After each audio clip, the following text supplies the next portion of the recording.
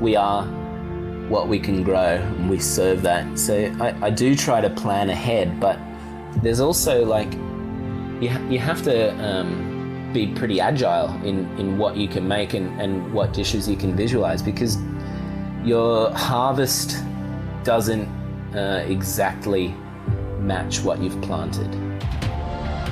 This is the Deep in the Weeds podcast. I'm Anthony Huckstep. Timing, as they say, is everything. Fleeting, spur-of-the-moment decisions can sometimes, ultimately, be life-changing for the better. They can be moments that change paths, that create opportunities and a better life too.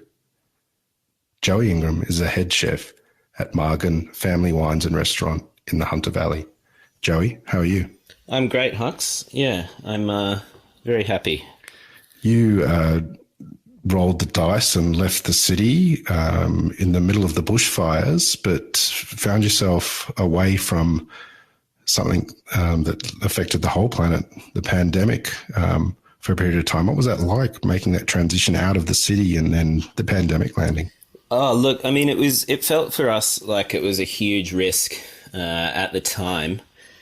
About early 2017, my parents-in-law bought a 100-acre property in Bulga, which is just at the foothills of the Wallamai National Park in the Lower Hunter. And we were very happily visiting just about every weekend, every second weekend. It was about 2.5 hours door to door. So we would jet up to Bulga at every opportunity that we could. And it was always the drive back for us that where we thought, oh, geez, we'd be driving back to the inner west and going through all that construction on Victoria Road and the Glebe Island Bridge and, complaining about it. And we got to a point where we thought, well, pretty soon we're going to have to put up or shut up and stop the whinging and do something about it. And we had always spoken about maybe doing something down the south coast because, I spent most of my childhood down at Narooma, and I was always keen to do something down there. And it didn't seem like it was on the cards because we just had our first child, and we had a really good support network of people all around. Both sets of parents were close, and all my close mates and my wife Maddie, her close mates, kind of had kids the same age. So we felt like we were in a really good position. And one day I got a call from a recruiter to see if I knew anybody that was interested in talking about a tree change role. And I kind of just chatted to the bloke, and he explained what the role was and said that it was in Broke.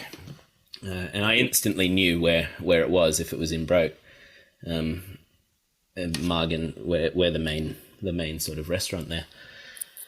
And so over the course of probably a month or so, it started when I spoke to the recruiter, and he said, Lisa Margan happens to be in Sydney at the moment. Would you be available to go and meet her for a chat? So I did, and we ended up just sitting down in the lobby of a hotel and talking for a couple of hours, and it was just talk, just general shop talk. She was just so easy to talk to and so interested in my path so far, and she invited me to come visit the restaurant the next time that I was up, which was only a fortnight later. And so this is we're talking November 2019. So the fires were really blazing. They were really kicking off then, and it never looked so serious as it had then. And so we went up at Christmas time, as we do each year, and I ventured out to Broke and met Lisa, and then had a walk around, and then met Andrew Margan, and we sort of had another informal interview. And from there, we just kind of really clicked in terms of our values and ethos, and definitely cooking style. And they offered me the position, and I accepted on the spot. And they said, "Did you want to talk to your wife about it?" And we had already spoken, Maddie and I, about it, and we kind of started getting a little bit excited about the prospect of what's called a tree change, or a bush change. And so I accepted, and that was it. And so they just kind of said, well, work out your notice period and let us know what you need for moving.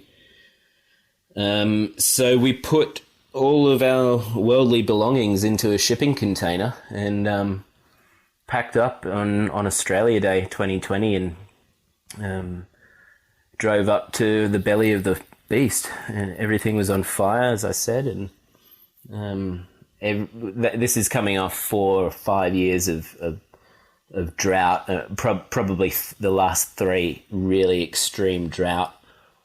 And yeah, we felt like it was a bit of a gamble, but we had never done a big gamble like that. We've always kind of been reasonably intelligent, I guess, about our decision makings. We like to weigh up pros and cons of all things. Never quit a job on the whim, and never. Yeah, so we felt like if we're going to make a big life-changing move, we still did it with a little bit of safety, in the sense that it's only 2 hours from Sydney. And then those rains in February came, put the fires out, and away we went. Life was good. After that initial sort of stepping into the fire and moving your young family at that time, how did you feel when the pandemic landed, being away from the cities? Well, I had 7 weekends trading as the head chef before we were closed and stood down.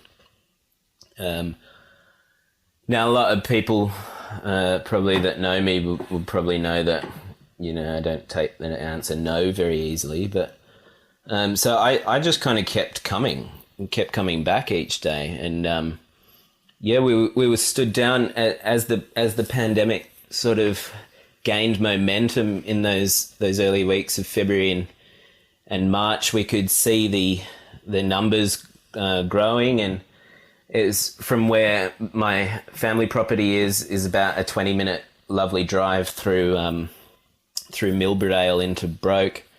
And so I would listen to ABC News every morning on the radio, and it was honestly like something out of a zombie flick. It was like Paris has fallen, and Cairo's been taken, and it was really world's end kind of vibe that we were getting. And we had as everybody did, we had very little metrics to base anything off. What we did know was that visitation to the Hunter Valley was already very low because of the bushfires. So that made it very hard for us to quantify the decline in covers for us. And also with me having just started, I had nothing to compare it to. I had spreadsheets that I could look at from the previous years, but that didn't take into account the bushfires. So when the shutdown happened, we had obviously big fridges full of stock, and we've got a hectare of working garden that fuels the restaurant there, which was just coming into autumn, So all this lovely produce, nobody told the quinces that were closed, So we just had all these trees fruiting and lovely, parsnips poking their heads up, and there was this big frantic panic of what to do initially with all this produce. Do we lay beds down and put them to sleep? Do we keep it going? Do we rip everything out and sell it in produce boxes? We didn't know. So we yeah, we had this big staff meeting and a clean down, and I drove back to the farm that night, and my father-in-law Dom wrapped his arms around me and said, "We got your backs, lad," which it's going to bring me to tears now, but it was just we felt instantly safe, and there was that comforting emotional safeness that we felt. But there was also the fact that we got to put the cattle gate up at the front of the property, measure how much diesel we had, count how much ammunition we had, and that was it. We were ready. We slaughtered a cow and put it in the freezer, in cuts, obviously, not the whole cow. But we kind of felt really blessed and ready to just wait it out. Down the back of our property, it backs onto the Wollemi National Park, so it doesn't really have any neighbours per se. You just kind of go down and then the bush starts. And down there, because of the February rains, this massive creek started running. So we had this beautiful fresh water stream coming through, and it was still balmy and warm, and we would walk down through the paddocks, through the cows, see the kangaroos, through the vineyard, and have a splash around in the creek. And we were like, oh, so this is what isolation feels like, So we really tried to just remain positive and happy, and happiness is said that it's nothing more than the absence of pain, and we didn't feel any pain through that. So we were really fortunate, we felt good. We felt motivated every day to get up and have walks and garden and potter around. And as I said, I was going back to Margan, just kind of familiarizing myself with the kitchen, with the produce, getting to know my colleagues in other departments. Like, we're a very varied and diverse business with 100 hectares of very distinguished grapevines and an on-site, full-on working winery. So it was only the restaurant and the cellar door that was closed. But in terms of the other crew that work for Margan's, everybody in the winery was still there. All the vineyard boys were still there. Everybody in the warehouses and the sales was all still pumping. So we, I got a good opportunity to kind of be there and just get to know everybody. And then I started saying, well, we've got all this basil. Why don't I just make some gnocchi and sell some pesto, and we'll do some meal boxes. So we started doing that, and then that continued, and that was when. So I don't know that it was like hard lockdown. I guess you were allowed to still go out and buy alcohol. And so our cellar door was allowed to trade for sales only, but no tastings. So because of that, we closed it to sales only on Saturdays, and we established like a little Margan market. So we'd just start baking focaccias and baking English muffins and burger buns, and seemingly all the stuff that was being sold out of the supermarkets, we were trying to make and sell, except for the Dani paper, but plenty of leaves around. So yeah, look, it was a really quite an introspective time, because we didn't know what to do, but we knew that there were people far, far worse off, and so we shouldn't be too down in the dumps about it. The Hunter Valley ended up opening up and welcoming back a flock of tourists as society opened up again last year. What was it like for you running the kitchen there with so many people keen to get out of the city because of what they'd experienced? Oh, it was immense. I mean, I'd come from, my past sort of 19 years cooking in Sydney, so a busy restaurant was something that I'm very familiar with. It was that the greatest advantage I found was that when we reopened, we changed the offering and the concept to a garden tasting menu only. Whereas before we had an a la carte menu, choice of 5 entrees, 5 mains, 4 desserts. We had a Dego menu, and we had a sharing sort of family style menu. So the amount of prep and garden produce that was being used was immense. And that was always that was going to be my biggest challenge, is figure out, how and where I can use all this produce and keep up to date with the planting schedule. But since reopening on that Queen's birthday long weekend in 2020 June, we were able to figure out that we do 280 covers across the weekend. We only trade Friday, Saturday, Sunday every week. And so we were able to do 280 covers, and that meant that I could speak to our full-time gardeners and kind of say, I need 280 portions of this, and show them what a portion is. Might be a baby, zucchini flower. So we need female plants. I need 280 flowers per weekend.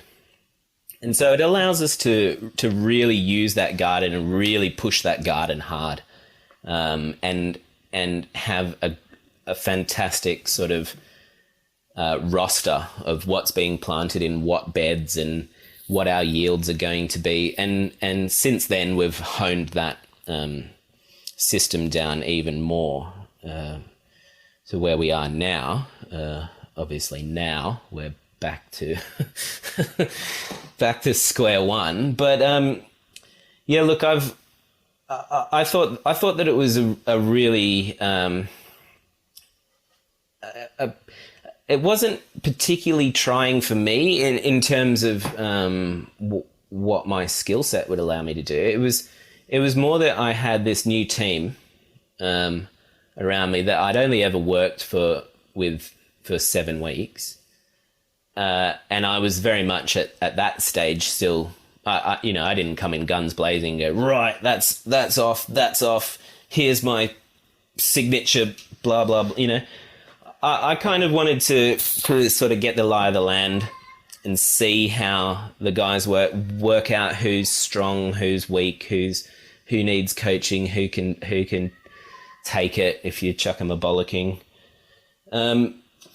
So starting with that new team, I was able to go Dego only with a Dego board, the same style as that was used at Tetsuya's, and I can sort of see the whole dining room as a grid beside me, and I can know who's on what and where. So it was really empowering to put forward this style of service and be able to execute it, really strongly, and that really helped me sort of form my team. All those guys that were currently working there, they all sort of finished up after the pandemic, and we recruited new staff, and so I had this green team that didn't know me, I didn't know them, and we just kind of had to do that really quick get to become best friends and go, become best friends now. And so it was really quite hard, but it was also a clean slate kind of situation. So it was really positive, the whole experience. I got nothing but support from Lisa and Andrew and the rest of the Margan family in what we were doing, and to what standards we were doing it. And the guests loved it. We were able to flip services, and we could do 70 people for lunch using the staff that we would need for 35, because we just get them in and flip them and do a 2:00 sitting and flip that and do a dinner sitting as well. So yeah, we got very good very quickly. Yeah. Take us back to when you were young. You said you grew up on the South Coast. When did food and a career in food start to be of interest to you? Look, I mean, I was a pretty lucky kid growing up. My dad was quite fond of a cafe, quite fond of a restaurant. I personally thought that cafes and restaurants were just the greatest thing in the world. Like somebody gives you this piece of paper and you can choose anything off it and they just bring it. You know, I loved cafes and loved going out. I loved, you know, I had a 10th birthday party at Planet Hollywood. I remember being obsessed with laksa when I was 12 and you know, for my birthday meal, I wanted to go to the Sussex Street food court to get laksa and then go down to, do you remember there was that like games place underneath called Matilda's? I wanted to go and play the pinball down at Matilda's after having a big laksa when I was 12. So it was a big thing for us, food. My mum was really interested in Asian cuisine. She's an English as a second language teacher out at Cabramatta in the 70s when the first sort of big influx of Vietnamese migrants came. And so she developed this real fondness for Southeast Asian food and flavors. And so we would often go out to Cabra for a pho, go definitely into Chinatown and Dixon Street. And family yum chas. Family yum chas was huge, you know, like my dad and mum are from big families, and my dad and his brothers would always feud over, like my uncle loved the yum cha at Golden Century, rest in peace. And my dad was a big fan of Marigold. And there was always a rivalry. And then, you know, someone else would throw their hat in the ring and go, let's go up to the Regal on Liverpool Street. And so there was always it was either a big family yum cha on a Sunday or it was round at my nan and granddad's house. And it was a sort of a potluck, bring your plate sort of thing. But yeah, I grew up in Sydney and spent just about every holiday down at Narooma because that's where my mum had grown up and we had the family house down there. So I always ate oysters and fish, and I ate oysters from a very young age. I remember my dad's favourite oyster preparation was called oyster czarina, as in the princess of the Tsar. I don't even know if it was real, but it's basically like red caviar at one side of the oyster, black caviar at the other, and a dollop of sour cream in the middle. And it is amazing. Like, using that cheap lumpfish roe from the supermarkets, I just thought that I was just the Queen of Sheba eating those things. I loved them so much. And, you know, the first thing that I fed my son, the first solid thing was an oyster. I mean, not solid. I chopped it up, but that was his first food that he ate. So I kind of like to, I thought I'd go out on a limb and go, yeah, shellfish first, let's test him. But, you know, that was a big part of my life, oysters and yabby pumping on one side of Narooma and then going out the back to catch the whiting in the arvo with the same yabbies. And yeah, it was, I just have a huge amount of like really positive and fond memories of food. You know, one that's probably more suited to where you are now is that Dad and I used to drive down to the Phillip Island Grand Prix once a year, and we'd stop in Canberra, and there was a place, I don't know if it's still there, near Civic, called Gus's Cafe, and they used to serve soft-boiled eggs with toast soldiers and a little ramekin of caviar as the dipper. And that was like, you know, mind-blowing for me that you could just put those two things together, you know, like I sound like a real prick saying it, but I only thought that oysters went with caviar, you know. And then I realized that you could have caviar with everything. But yeah, I guess those memories, like the memories are, it's been said by far greater chefs than I, but memories are such a powerful tool, aren't they? You know, I remember just the taste of those shitty jam donuts on Phillip Island at the motorcycle Grand Prix. You know, I have my mum's 5-spice chicken wings are probably my death row meal. Like I just remember you know, like they were just bunged into the crock pot with soy sauce and ginger, star anise, and a bit of water and 5-spice powder. But that jelly that sets when they're left over, I remember like racing to the fridge the next day to eat that chicken jelly that's at the bottom of the container.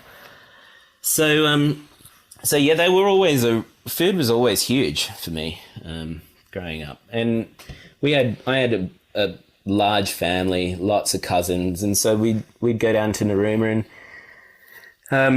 you know, the cousins, all the kids had to do the washing up. And I remember saying to Mum one day, like, why, you know, I want to go outside and play cricket after dinner. Why can't we do that? And she said, well, we cooked. The grown-ups cooked, so you guys wash up. So I said, you know, this is the son of a lawyer, so I tried to bargain my way out of it. And I was like, well, what do I need to do to get out of doing that? And she said, well, make something. So I got the CWA cookbook and I started making tartar sauce and Mari Rose sauce and, you know, little potato salads. And I didn't do the scones. Most people that pick up a CWA cookbook go for the scones, but I didn't do the scones. I was more savoury. And I remember, like it was a recipe for the mayonnaise, which was the base recipe for the Mari Rose sauce. And you made it, and I made it, and it looked nothing like the cocktail sauce that they sold in the fish and chip shop. And I couldn't figure out why. Like, why wasn't it glossy? And so I bought some mayonnaise and made the sauce with store-bought mayonnaise, and boom, it was glossy and shiny, and it looked like the thing that they charge $1 for on top of your fish and chips. And so that was it. That was it. We didn't buy condiments again, you know, from the fish and chip shop. It was I would make all that. And so I got out of doing the washing up. And, you know, it's just starting young. I kind of gravitated towards food. You know, I was unknowingly preparing myself for a somewhat calamitous entry to restaurant life. Well, you've worked for some pretty incredible operators. What have been the main influences through your career? Look, I mean, so many, really, at different stages. And you realise when you get older, like who you met at the right time. You know, so I was really into skating and graffiti in the late 90s. And I got busted by this dude that owned a cafe in the shops near where I lived. And me and my mates jumped up onto the awnings above the bus stop, and we were graffitiing up there, and we jumped down. And this guy that was out for a night run, he grabbed me and he said, I know who you are. I see your mum. I know your mum. I know where you go to school, you know. So he said, I'm going to call the police and call your mother and call your school unless you come to the cafe tomorrow at 6 a.m. And so I went to the cafe at 6 a.m. and there's just this mountain, boxes and boxes of oranges that I had to peel for their fresh juice. And then, you know, they'd blanch all the tomatoes and then just give them to me in the ice water, and I had to peel them for concasse. And he made me do that for 4 weekends running in year 9. And then on the 5th weekend, he said, next weekend, because every weekend I said, okay, I'll see you later. And he goes, back at 6 tomorrow, otherwise I'll tell your mum. And so I went back. And then on the 4th weekend, he said, next weekend you can come at 7 a.m. and I'm going to start paying you $8 an hour.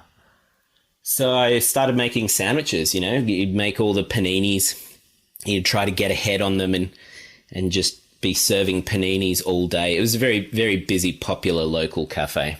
And then, you know, I'd work the sandwiches and they moved me into the kitchen, and you get to go on, you know, just cook bacon, just more bacon, sausages, tomatoes on the griddle. And then you'd move to maybe the pasta section. The primo section was eggs. If you could, only the one chef did eggs, all the poached and scrambled eggs. And that was, so I was cooking every weekend during year 9 and 10. So it seemed pretty natural for me to take that as a subject in year 10. Now, where I went to school at Mossman High, we had commercial kitchens in the school. So the hospitality class was just once a week on a Wednesday after school. I think the class started at like 3:30 and went till 6:30. And so I could just jig that and go into class and pass the exams because I could already kind of prep a little bit. So because I jigged so much, I was considered ineligible for the work placement in a commercial kitchen, which was a module of the course needed for completion. So I failed hospitality. So my choice was either do an extra 2 units in year 11 or repeat year 10. So I thought it's probably going to be easier for me to just become an apprentice chef. So I did. I just did that. And I just became obsessed with like French food, French cooking. My mum had this Escoffier book called Chef of Kings, King of Chefs. And yeah, French culture for me was just huge. So I started my apprenticeship at the Bathers Pavilion, and I was really obsessed with French culture and food. I thought I'd marry a French girl. I look back at all my, early notebooks like a wanker. I'd written everything in French. So now I look back and try to find this old recipe, and I'm like, oh, fuck, what does that mean? So I started planning on when to go to France, and so I travelled with a Dutch friend, and we went to Holland, and I ended up sort of running dry with cash, and I knew a waiter that had worked at the Bathers, and he was back in Paris, so I called him, and he got me a job just prepping seafoods at a 1-star called Les Dom.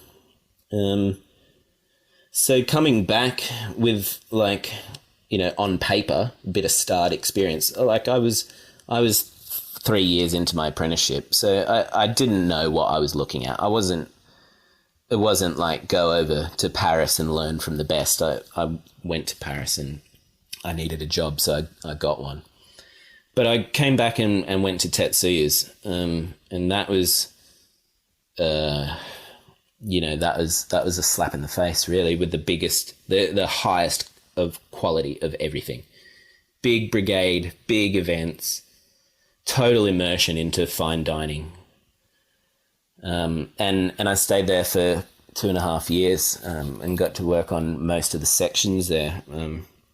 And one of those times when somebody leaves and you do a whip round and get them a cookbook, it was my turn to go up to Kinokuniya and get the cookbook for whoever was leaving. And I came across the St. John nose to tail, a British kind of way of eating. And I just became obsessed with this book. So I cooked every recipe out of that first nose to tail book and just made it this mission. Many of them I put in my staff meal. You had to do staff meal once a week or once a fortnight at Tets because of the size of the brigade. Your roster came around every 2 weeks.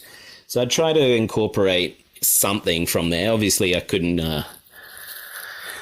serve tripe for 60 to the staff there. It still had to be palatable. I mean, enjoyable for everybody, not just a shock experience. But I wanted to do the silk purse pig's ear.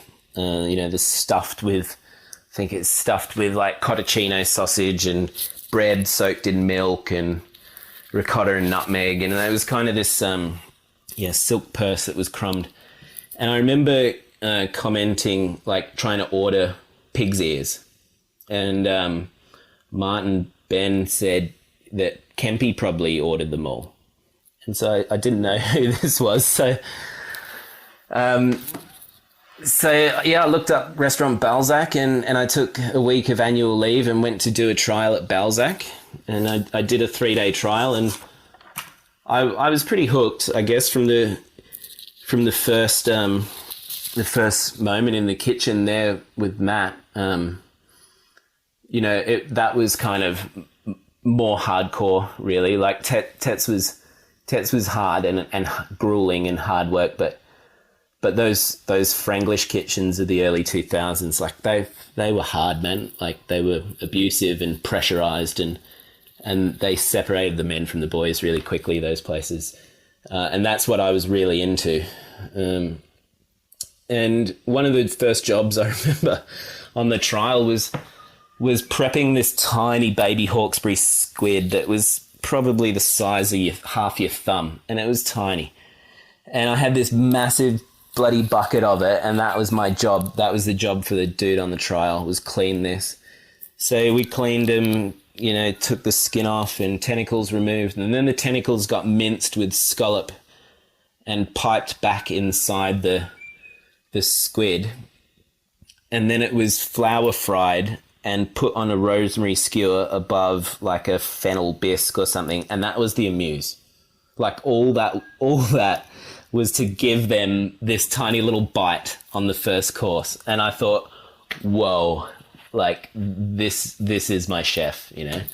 Like I remember just like from that trial, there's this dish on that was like a whole flat pork belly that was stuffed with boudin noir and sweetbreads, and then confit and pressed and caramelized, and it had a braised pig's tail on it and a sauce, and I think there was like little tiny apple sofrino balls and baby radishes in the sauce. And it just blew my mind. Just this kind of huge cooking, but it was such a deft touch, you know. Even just seeing they did a well done beef got ordered, and like normally when you've got carved sirloin or scotch or whatever on the menu, you'll keep those end bits, you know, for well dones. So this wasn't done. Like this was at Balzac. Somebody ordered well done beef. So this perfect slab of beef was carved off this, and then it was put into just a pan by itself and foamed with butter, garlic, thyme, bay, you know, and you would foam and nappe this well done steak, like with all the love that you would put into, you know, a piece of fish. And I just thought, this is it. This is for me. So I did my 3 days, and Matt offered me the job. And I said, yeah, I'd love to. And he goes, you got to start Tuesday. And I said, no, I can't. I got to give notice. TETS needs a month notice. You know, that was drilled into everybody, that you don't leave with less than a month notice. And he was like, well, sorry, mate, you know, I'll see you later then. And so I said, well, I'm sorry, I can't take it then. So after that, I was kind of packing up. I was real down and depressed, and he came in and kind of winked at me and goes, sort your notice out, mate, and just let me know when you can start. So it was a kind of a test. But Balzac was everything. Like Matt is my chef. You know, he taught me the most about like the kitchen. Yeah. That was it. Matt taught you everything. And he taught us as a team, you know, like about not just to meet your food cost, but to fucking eviscerate it, you know, like how low can you get it? And everybody thinks, you know, Kempy's tight as a duck's ass, but you know, you could see what he was doing, what the reason was. Why? Because, you know, little Josh would come back with a van full of mushrooms, and Kempy had dropped $3,000 on mushrooms, just like that. And you could see, well, that's why we're saving. That's what we're saving for. So yeah, Matt is just the chef's chef, like breaking down pigs or peeling sweetbreads or trimming a strawberry, you know, filleting rouget is all the same concentration. So I just gave everything to that place. You know, I get taken to the big events off site and the private dinners that he'd do, and yeah, it was just I got made junior sous chef there after a couple of months, and you know, he really drilled it into me that I wasn't there to be a screamer. Like, I was the guy in the trenches with the other guys. So if there was a problem, the other guys should come to me first, rather before the head chef or sous chef finds out. So I was constantly reminded of my junior status, but also I was just given so much so much, advice and encouragement. But yeah, Matt's the guy for me. He just retaught me how to cook, and he's one of my best mates. Like we talk a lot together. Our wives are friends. Our kids are friends, and we holiday together sometimes. And he just became my mentor. But like I remember once at the Taste of Sydney, he was talking to Dietmar, who he'd worked for at 41, and he'd mentioned to me that he'll always be chef to me. He'd just call him chef, and I feel like that. I really, that really resonated with me, and I feel like I still text him and say, "Hey chef, how you going?" And it's like it's gone past that, but he was the guy for me. He set me on this cooking path that was really intuitive and really knowing about the product meant everything. I think that's what. Well, tell us about your cooking style and where you're at the moment. Well, so my cooking style is an amalgamation, I guess, of all the best things I've ever learned. So where I am is at Margan. So we, as I've said, we have a hectare of garden there. We trade for the 3 weekend days. So Friday lunch dinner, Saturday lunch dinner, Sunday lunch. That's our 5 services for the week. And we've spoken about how we moved to tasting menu. So my food style is rather simple. I mean, I try to over deliver. Obviously, like most people want to, they want to give the best that they can. But I think I've become a bit of a vegetable snob after like the eating of the Margan veggies for so long now, or a year now. More than a year now. But I'll go out somewhere else and eat somewhere, up in Newey or whatever.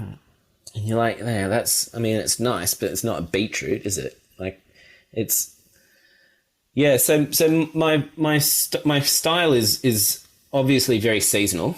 It has to be. That kind of doesn't even get mentioned really, or it shouldn't. Like, we are what we can grow and we serve that. So I do try to plan ahead, but there's also like, you have to be pretty agile in what you can make and what dishes you can visualize, because your harvest doesn't exactly match what you've planted, if that makes sense. Well, you don't always know what you're going to pull out of the ground.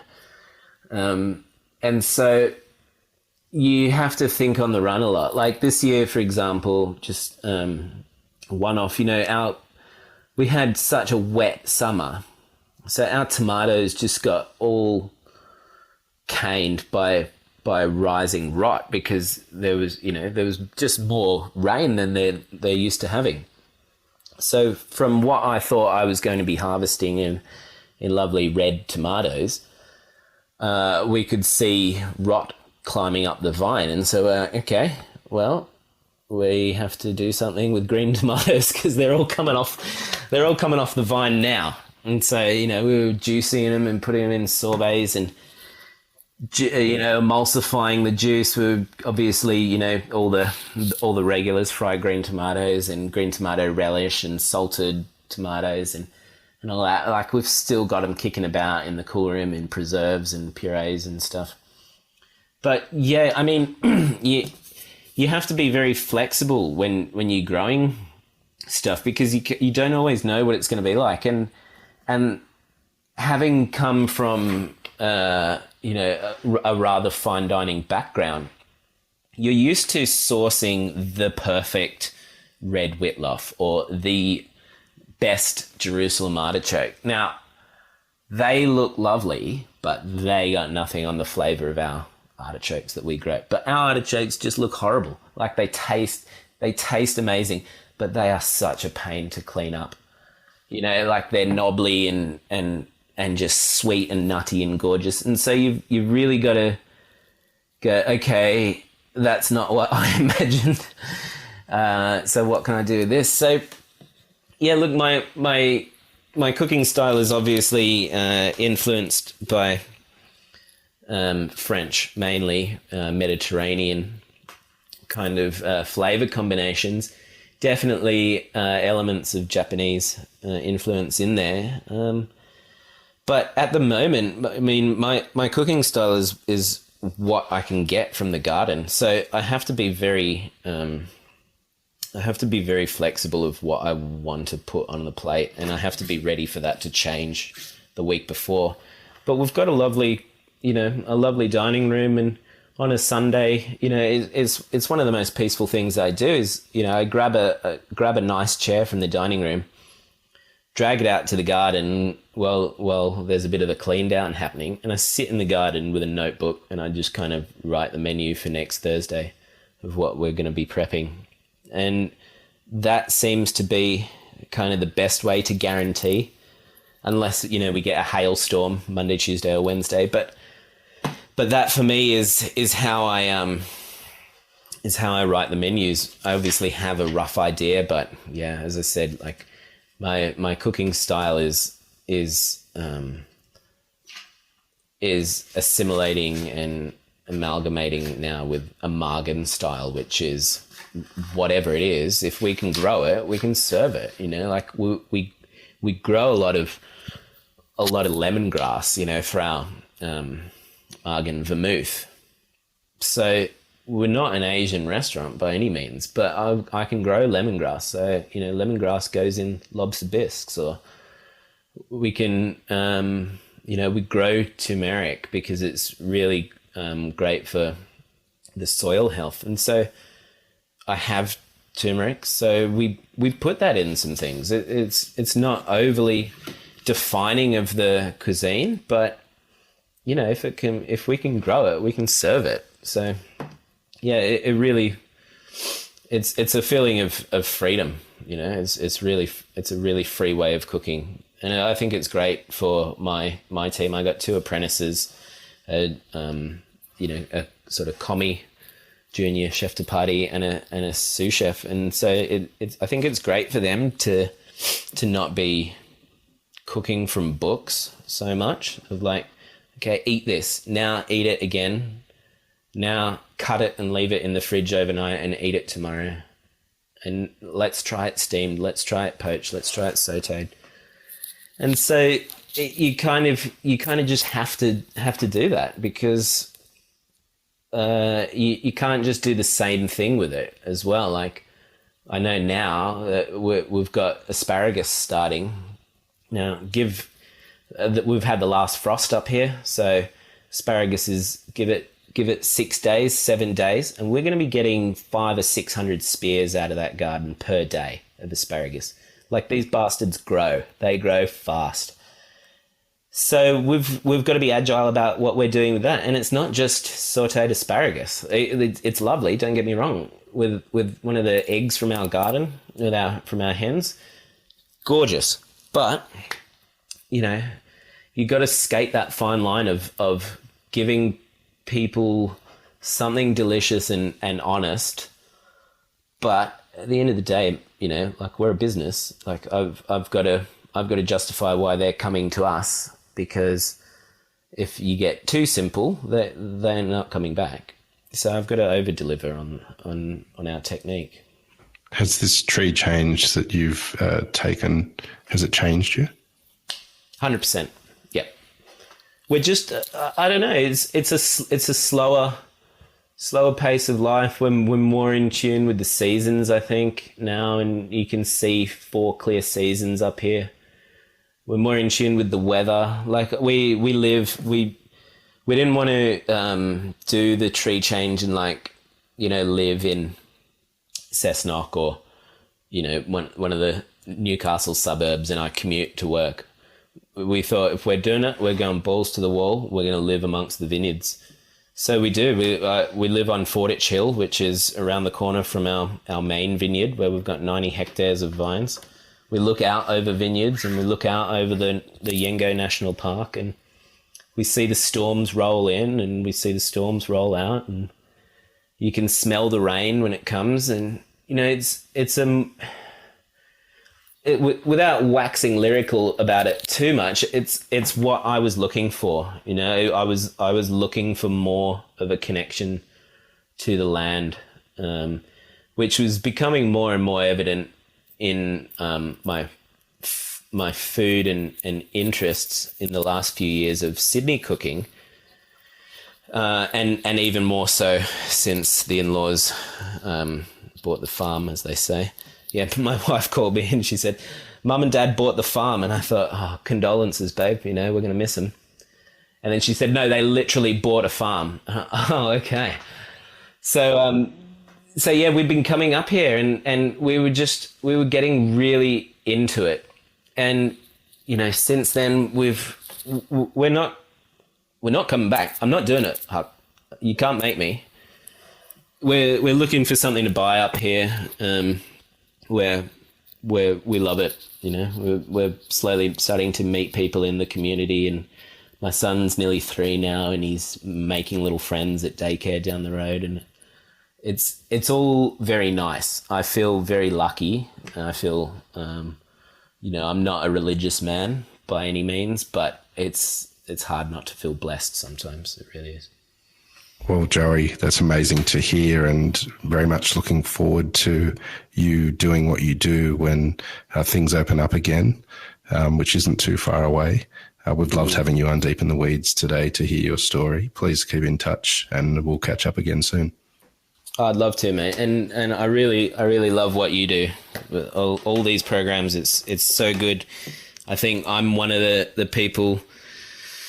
I love shop talk. I love sitting down with my friends and just shop talk about restaurants and dining and food styles. And I can just go for a drive and switch on your dulcet tones and it's like a half-hour shop talk whenever I want. And it's really fantastic. And I'm sure a lot of other people really appreciate everything you're doing, getting those stories out there. So well done to you too, mate. Thanks, Joey. Keep in touch, mate, and we'll talk soon. Will do. Sounds good, Huck. Cheers. This is the Deep in the Weeds podcast. I'm Anthony Huckstep. Stay tuned as we take a deep dive into the lives of the incredible people who ply their trade in the food and hospitality sector. Special thanks to executive producer Rob Locke for making this all happen. Follow us on Instagram at Deep in the Weeds Podcast, or email us at podcast@deepintheweeds.com.au. Stay safe and be well.